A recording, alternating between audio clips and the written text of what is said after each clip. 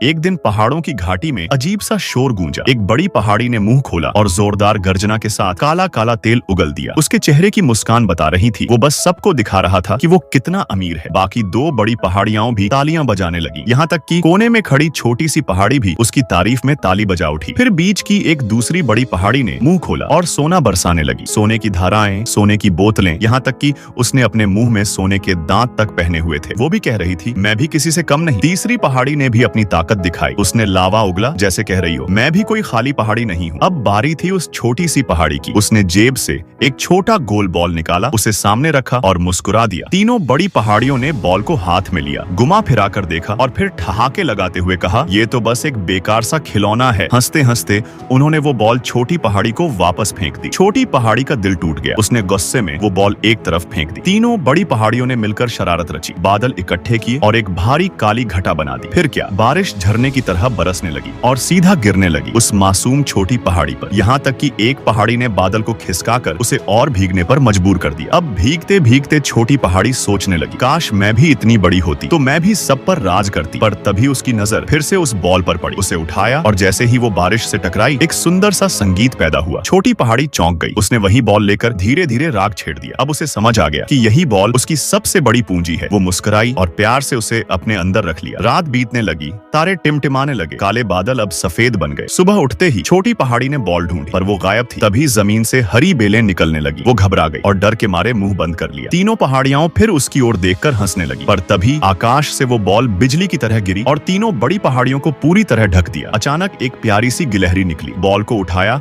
और छोटी पहाड़ी के पास ले आई। तीनों अमीर पहाड़ियों को उसने जोर से डांटा, फिर बॉल प्यार से लौट आई। छोटी पहाड़ी ने उसे चूमा और ऊपर देखा जहाँ गिलहरी चली गई थी, और वहाँ एक विशाल पेड़ उग चुका था, इतना बड़ा मानो पूरा आसमान उसी का हो। असल में वो बॉल एक बीज था जो बारिश की वजह से फूटा और अब तीनों अमीर पहाड़ियों से भी बड़ा बन चुका था। सीख, कभी किसी को छोटा मत समझो, क्योंकि एक मामूली सी चीज भी कभी पूरी दुनिया पर छा सकती है।